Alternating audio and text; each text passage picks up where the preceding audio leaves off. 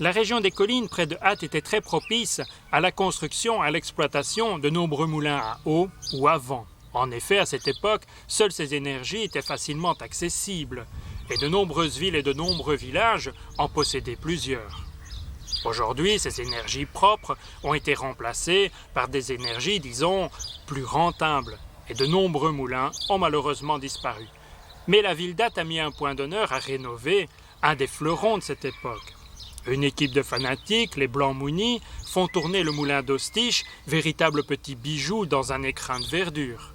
Alors, vous voulez en savoir davantage? Embarquez immédiatement, je vous y emmène. Tournez maintenant à droite. Suivez la route sur 3 km. Tournez à droite à 250 mètres, puis vous avez atteint la destination.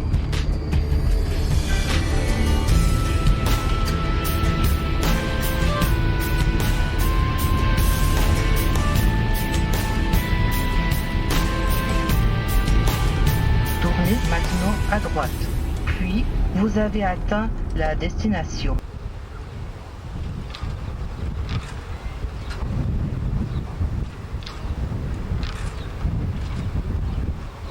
Je fais partie de l'équipe des Blancs-Mounis qui s'occupe de mettre en évidence ce moulin, de le faire vivre. La restauration du moulin et le rachat d'abord du moulin dépendent de la commune d'Ath, donc qui a voulu en faire un instrument qui fonctionne à titre didactique, simplement pour montrer aux gens, montrer aux jeunes aussi ce qu'était le passé agricole de notre village. Oui, donc il date de 1789 et il était à l'abandon depuis les années 30. C'est-à-dire qu'on n'a pas de certitude, mais on sait que pour la guerre, il était déjà à l'arrêt. Et donc, depuis ces années jusqu'en 1998, il était complètement abandonné. Alors, on peut se douter de l'état de délabrement dans lequel il était en 98. En 98, la commune d'Ath rachète le moulin et en 2000, le 1er juillet 2000, il est en état de fonctionnement. Et depuis donc, nous l'utilisons, nous le faisons travailler dès que le vent le permet, bien sûr. Nous pouvons moudre du blé, nous ne faisons que le blé, bien sûr, et à titre didactique, encore une fois. Mais nous avons, parmi les membres de notre groupe, 3 Blancs-Mounis qui ont suivi les cours de meunerie et qui ont donc obtenu leur diplôme officiel de meunier. Et donc, c'est pour dire que nous voulons faire un travail sérieux quand nous mettons en évidence le moulin. Et quand on parle de moulins à vent, il y a 2 types de moulins bien distincts.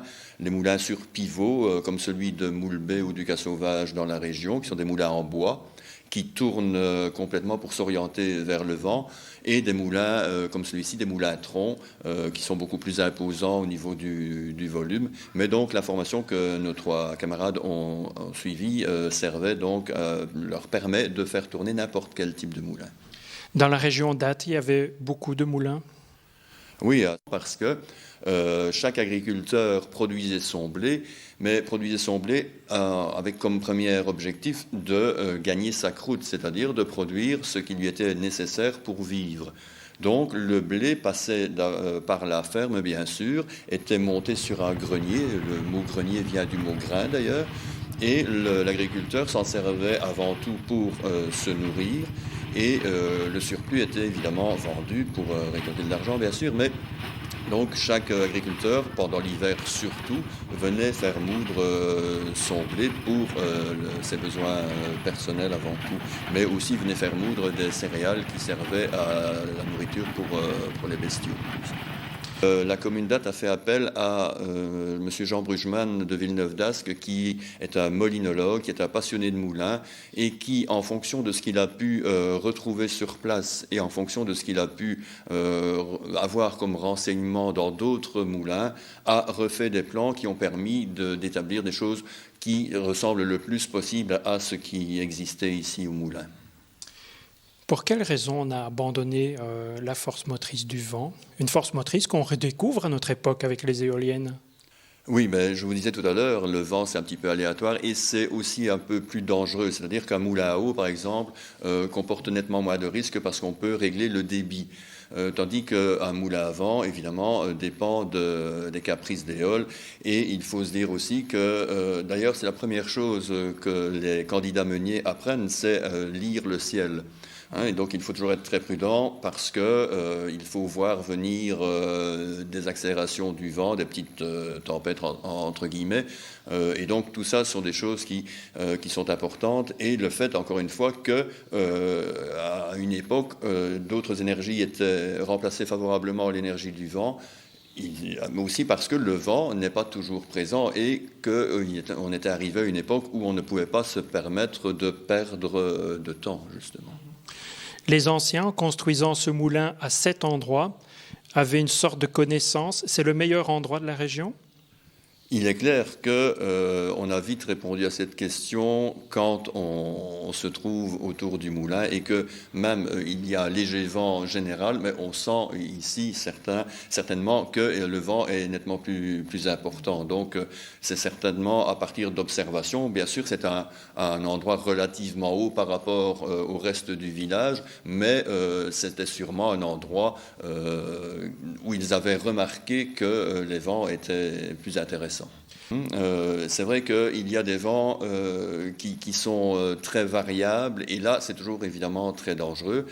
Par contre, il y a des vents qui sont parfois plus réguliers comme des vents d'est et qui sont assez lourds et qui donnent pas mal de puissance au moulin. Donc tout ça, ce sont des choses variables et qui demandent une formation importante ou une expérience importante. Je crois que l'expérience, bien sûr, la formation est importante, mais l'expérience est primordiale elle aussi. Mais dites-moi, comment s'appelle cette machine ? Cette machine s'appelle une bluterie.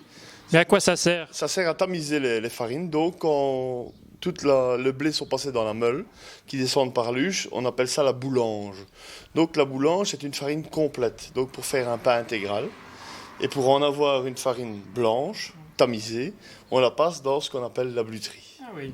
Donc ici, on est vraiment dans la tour de contrôle, on pilote le moulin. C'est ça, c'est l'endroit où le meunier se trouve les 3/4 du temps. Il remonte à l'étage supérieur pour remplir les trémies, pour contrôler si le débit se passe bien.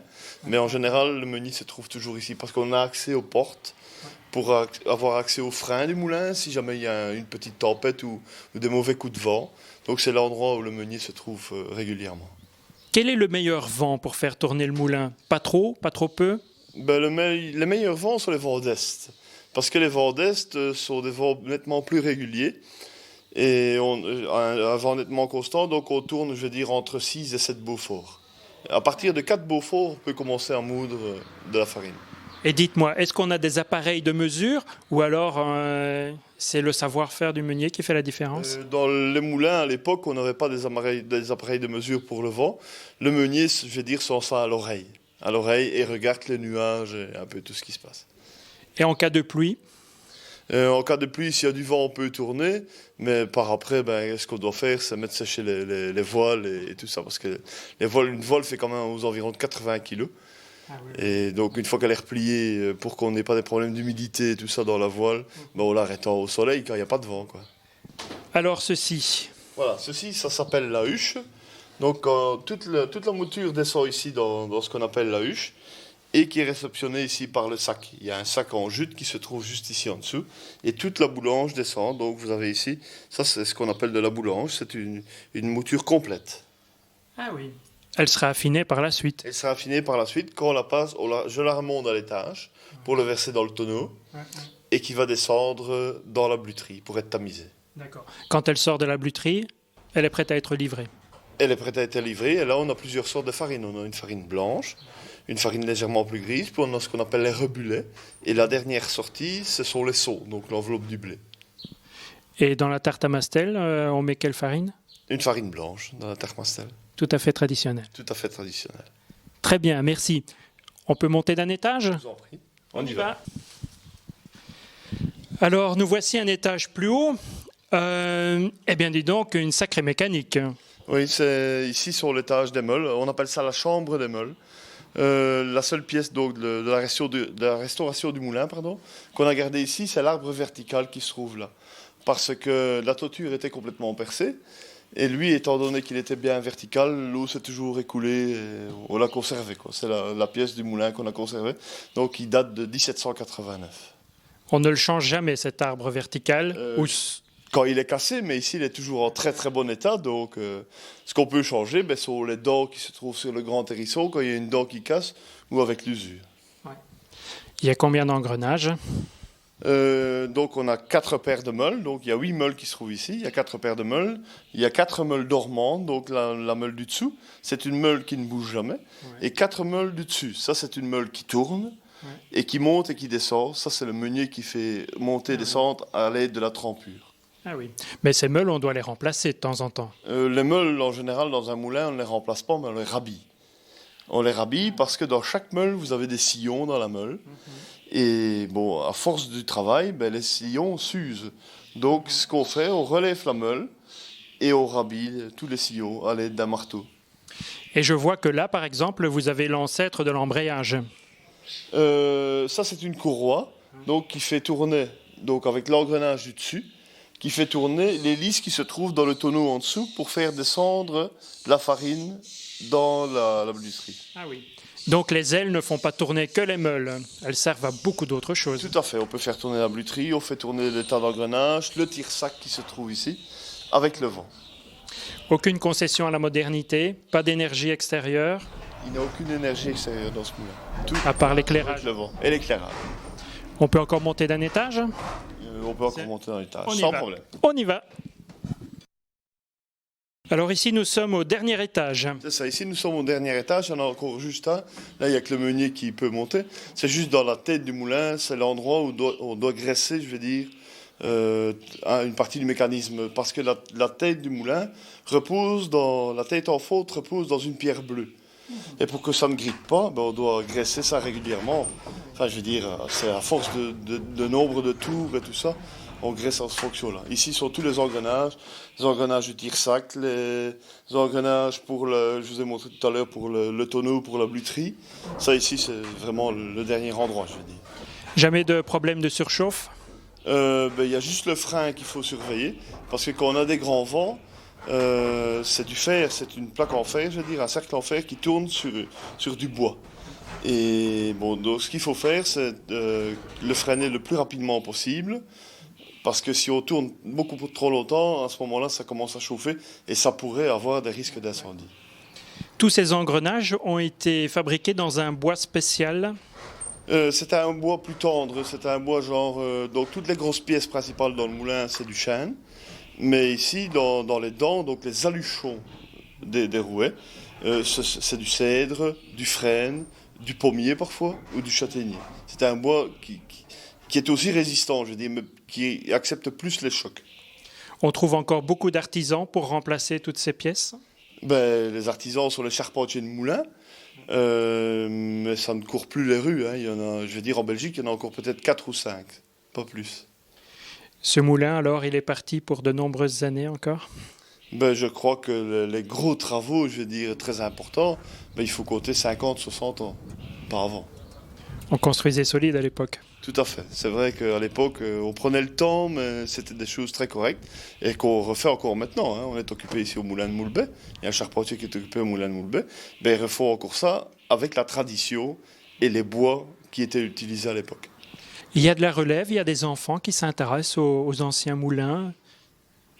J'ai quand même pas mal d'enfants quand le moulin tourne, qui viennent voir, qui s'y intéressent. Parce qu'un moulin qui tourne, ça attire les gens, ça, il n'y a rien à faire. Depuis que le moulin ici a été restauré, le village d'Ostiche revit. À chaque fois, une fois que je le mets en route, les gens passent, ils viennent visiter. C'est très attractif.